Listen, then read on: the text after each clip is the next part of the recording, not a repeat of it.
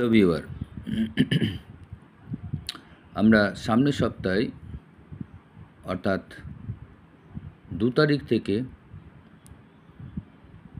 2 June থেকে যে সামনের শুক্রবার পর্যন্ত মার্কেটটা কেমন হতে পারে সেই নিয়ে একটা আলোচনা বিশদভাবে জানবার জন্য এলাম। তো দেখুন, মার্কেটটা আমি আগের সপ্তাহতেও দেখিয়েছিলাম যে একটা চ্যানেল, এই যে চ্যানেলটা আমরা দেখতে পাচ্ছি এটা 1 ঘন্টার ক্যান্ডেল নিফটির। তো এইখানে দেখুন, যখন চ্যানেলের নিচে এসেছে ঠিক এই জায়গাতে দেখুন অনেকগুলো ক্যান্ডেল কিন্তু ঘোরাঘুরি করছে, দেখতে পেয়েছেন।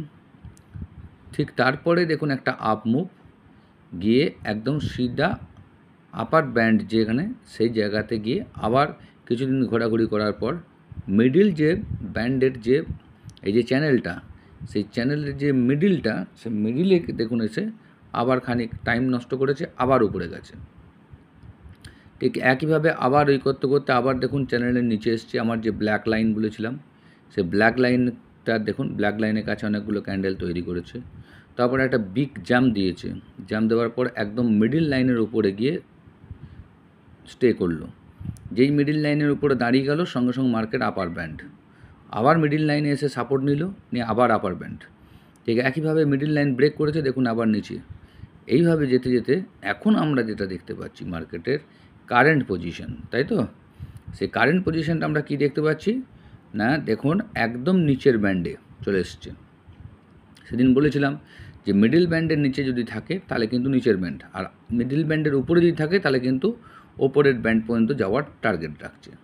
তো এখন দেখুন এই মুহূর্তে আমরা দেখতে পাচ্ছি যে 1 আওয়ার ক্যান্ডেল, এই 1 আওয়ার ক্যান্ডেলটা ভালো করে লক্ষ্য করুন।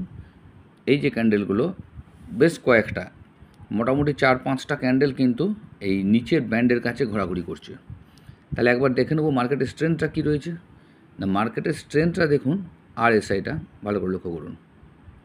দেখুন আরএসআই আমরা দেখতে পাচ্ছি কত, আরএসআই 44.97, তার মানে 50 নিচে চলছে 1 আওয়ার ক্যান্ডেলে। 1 আওয়ার ক্যান্ডেলে আরএসআইটা হচ্ছে 50 নিচে রয়েছে, তার মানে মার্কেটের স্ট্রেংথ কম। এবার আমরা যদি চলে যাই, এটাকে আমরা ডে ক্যান্ডেলে চলে আসি। ডে ক্যান্ডেল ফরমেশনে দেখুন কি হচ্ছে।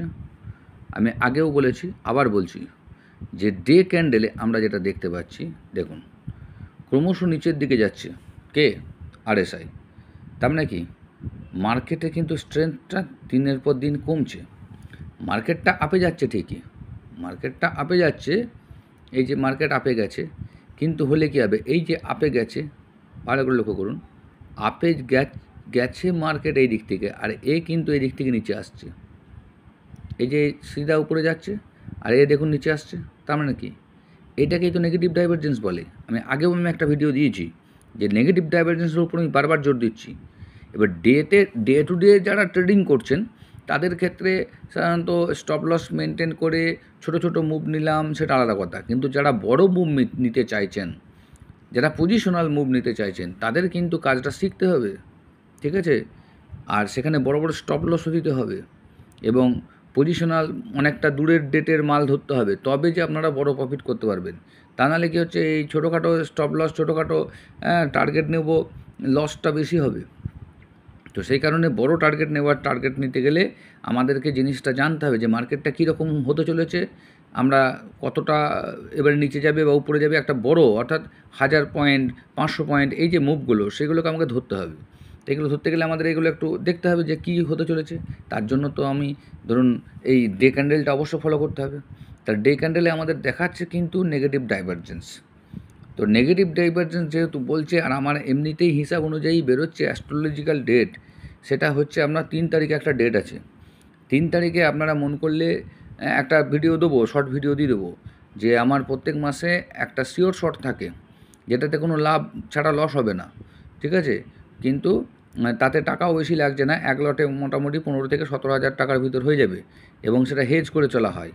তো তাতে করে আমি 10 দিন থেকে 15 দিন আমি টার্গেট নিই, তার মধ্যে আমার 50% শিওর 100% হয়ে যায়, কখনো কখনো 200, কখনো 300% হয়ে গেছে, মানে 2 গুণ 3 গুণ 4 গুণ টাকা হয়ে যাচ্ছে। আমি গত মাসে একটা দিয়েছিলাম, দেখবেন যে দিন দিয়েছি সেদিনেই কিন্তু 50% হয়ে গেল, ঠিক আছে? সেই জন্য আমি বলেছিলাম যে 50% হয়ে গেছে, আপনারা বেরিয়ে যেতে পারেন। ভিডিওগুলো দেখে নেবেন, তাহলে বুঝতে পারবেন যে কী হচ্ছে যাচ্ছে। এগুলো হচ্ছে শিওর শর্ট, এখানে কোনো লসের ভয় থাকে না।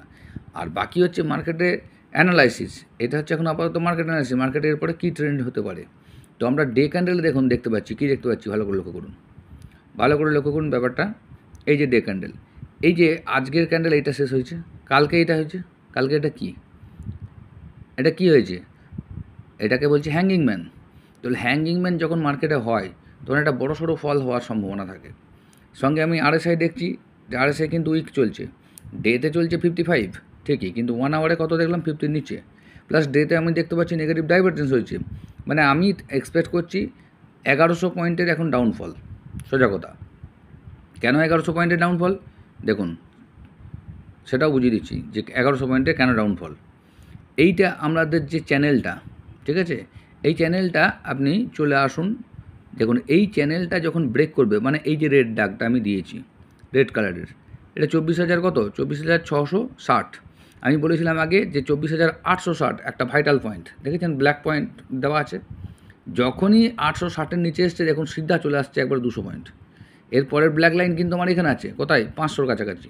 দেখতে পাচ্ছেন ব্ল্যাক লাইনগুলো কিন্তু ভাইটাল, আমার এই ব্ল্যাক লাইনের উপরে আমি বিরাট কাজ পাই, সেজন্য ব্ল্যাক লাইনগুলো আমি মেনটেন করি। আর 500 যখন ভাঙবে সিধা দেখুন 24,000 একদম নিচে, 24,043, ওটা ভাঙলে 23,847। দেখতে পাচ্ছেন এগুলো সব ব্ল্যাক লাইন, এগুলো কিন্তু খুব ভাইটাল। আর এইখানে আসার পরেই দেখবেন 1 আওয়ার ক্যান্ডেলে বেশ কিছু ঘোরাঘুরি করবে, তারপরে যেদিকে হোক মুভ নেবেই নেবে, এটা গ্যারান্টেড একদম। তো যাই হোক, যেটা কাজের কথায় আসি, দেখুন এইটা যখন আমার ব্রেক করছে তাহলে চ্যানেলের ইয়েটা কত আছে, এটা চ্যানেলের ডেপটা দেখতে পাচ্ছেন, চ্যানেলের এই যে চ্যানেলের ব্রেথটা আছে মোটামুটি 800 পয়েন্টের, ঠিক আছে। তাহলে 800 পয়েন্ট আমি আর একবার দেখছি, দাঁড়ান, এইখান থেকে যদি আমি চ্যানেলটাকে ধরি তাহলে এই যে গেল আপনার আসছে কত,